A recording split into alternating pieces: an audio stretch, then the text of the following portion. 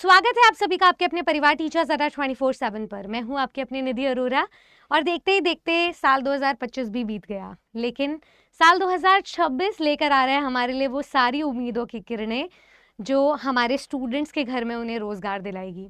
तो उन सभी अपॉर्चुनिटीज में से एक बेहद एग्रावेटिंग अपॉर्चुनिटी है बिहार।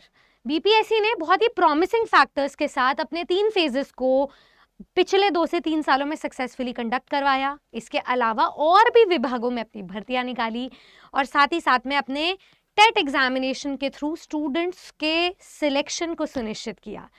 अब 2026 की तरफ ताक लगाए बैठे हैं वो सभी स्टूडेंट्स जो पिछले 2 सालों में बिहार एस्टेट क्वालिफाइड है, सीटेट क्वालिफाइड है।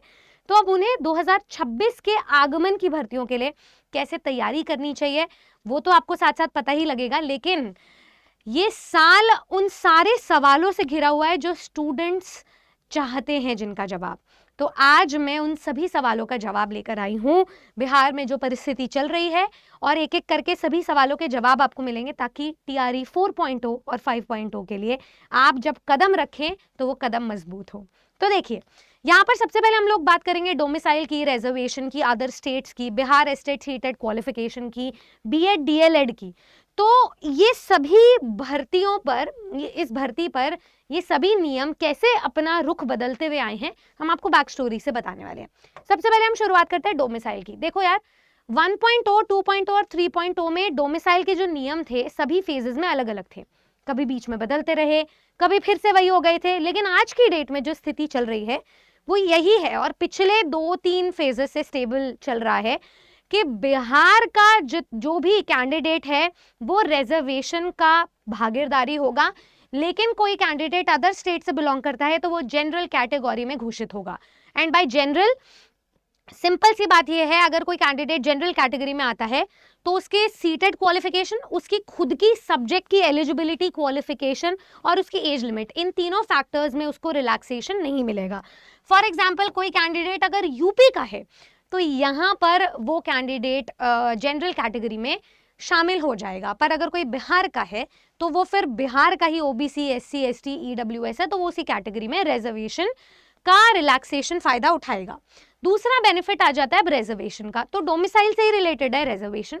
बिहार में फीमेल्स के लिए रिजर्वेशन अलग अलग तरीके से दिया गया है हर फेज में। कभी वर्टिकल रिजर्वेशन को व्याख्या किया गया है, कभी हॉरिजॉन्टल को। तो अगर मैं हॉरिजॉन्टल रिजर्वेशन की बात करूं तो वुमेन कैंडिडेट को 35% तक का डोमिसाइल रिजर्वेशन मिलता है, प्रोवाइडेड उनके पास बिहार का डोमिसाइल होना चाहिए। मतलब अदर स्टेट्स वालों को ऐसा रिलैक्सेशन या बेनिफिट नहीं मिलेगा। तो ये अभी तक की स्थिति चल रही है। आगे नियम कैसे बदलेंगे इसके लिए आपको अंत तक सुनना पड़ेगा। तीसरा फैक्टर है सीटेट और बिहार एस्टेट।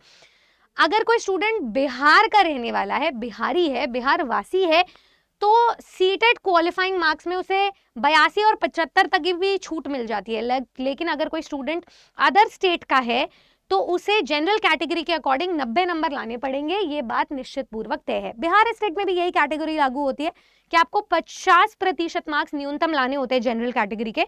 बाकी रिलैक्सेशन आपको तभी मिलता है जब आप बिहार के स्टूडेंट है, बिहार के वासी हैं तो, ठीक है। तो ये चीज आपको ध्यान रखनी है। और सीटेट एग्जामिनेशन लागू होता है 1ली से 5वीं वर्ग में अप्लाई करने के लिए और 6ठी से 8वीं के लिए। बिहार एस्टेट एग्जाम 9वीं 10वीं वर्ग और 11वीं 12वीं वर्ग के शिक्षक बनने के लिए, उनके अप्लाई करने के लिए होता है। कोई दूसरा राज्य का टेट यहाँ पर लागू नहीं होता है, सेंट्रल या फिर स्टेट का इनका अपना टेट है। चौथी अगर मैं बात करूं डीएड और डीएलएड और बीएड की, तो यहाँ पर सुप्रीम कोर्ट के डिसीजन के बाद बीएड को प्राइमरी से बाहर कर दिया गया है। तो अब आप ये मान के चलें कि आप अगर 1ली से 5वीं या 6ठी से 8वीं वर्ग के लिए अप्लाई करना चाहते हो तो आपके पास डिप्लोमा डिग्री हो तो आप वैलिड हो। अगर आप 6ठी से 8वीं के लिए अपीयर हो रहे हो तो बीएड डिग्री भी मान्य होगी, लेकिन 9वीं 10वीं 11वीं 12वीं के लिए डीएलएड नहीं, सिर्फ और सिर्फ बीएड डिग्री मान्य होगी। तो 6ठी से 8वीं के लिए बहुत रिलैक्सेशन दी जा रही है, कोई भी स्टूडेंट अप्लाई कर सकता है। सबसे ज्यादा नंबर ऑफ कैंडिडेट्स आपको इसी वर्ग में दिखाई देते हैं। सबसे मुश्किल पेपर भी इनका होता है, सबसे हाई कट ऑफ भी इनकी जाती है।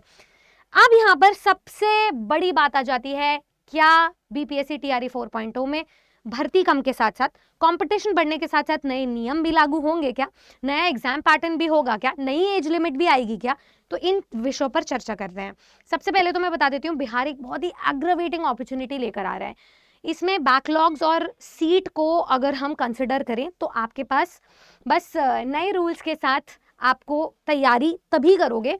देखो, जब भी कोई वैकेंसी आती है तो आपको उसका ख्याल रखना है कि नोटिफिकेशन के आने के बाद, ये सुप्रीम कोर्ट का ऑर्डर है कि वो डिसीजन मेकिंग में आप पार्टिसिपेट नहीं कर सकते। तो आपको यहाँ पर समझना है कि रूल्स तब तक चेंज नहीं होंगे जब तक कोई नोटिफिकेशन पब्लिश नहीं होता। उसके पहले अगर कोई रूल चेंज होगा तो साल 2026 में आपको टीचर्स अड्डा 24/7 की पूरी टीम उसी हिसाब से तैयारी करवाएगी। बिहार में ऐसा कहा जाता है कि मैक्सिमम जो बॉर्डर टचिंग स्टेट्स है सिर्फ वही अप्लाई करते हैं, पर असल में जो बॉटम स्क्रैच की बात है, जो हिडन फैक्ट है, वो यही है कि ये ऑल इंडिया भर्ती है। तो मेरा सुझाव आप सभी के लिए यही रहेगा कि इस आने वाली भर्ती के लिए जब भी आए आप सतर्क रहें, तैयार रहें, क्योंकि इसका सिलेबस इनफाइनाइट है।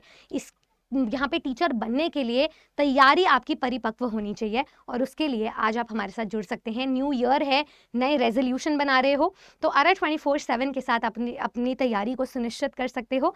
उस तैयारी को अंजाम देने के लिए आप फौरन नीचे दिए गए नंबर पर कॉल कर सकते हैं, जहां पर हमारी टीम आपको मदद करेगी कि कैसे आप किसी भी वर्ग, किसी भी विषय के टीचर बन सकते हैं अपने सिलेक्शन को सुनिश्चित करने के बाद। अभी आपको बहुत सारे ऑफर्स मिल रहे हैं, तो आप उन्हें यूटिलाइज करें। मैं आपको डिस्काउंट के लिए कूपन कोड भी दे देती हूँ, वो आप यूटिलाइज करें। पर मैं आपको बता देती हूँ, टीचिंग एग्जाम्स के अंडर 60 से भी ज़्यादा एग्जाम्स की तैयारी हम करवाते हैं अपने टीचिंग के महापाक में, तो आप उसका हिस्सा बन सकते हैं। आज ही नीचे दिए गए नंबर पर कॉल करें, बैच लिंक आपके पास लगा हुआ है, आप उस लिंक को डायरेक्टली भी विजिट कर सकते हैं। ऑल द वेरी बेस्ट, जय Bihar and happy new year.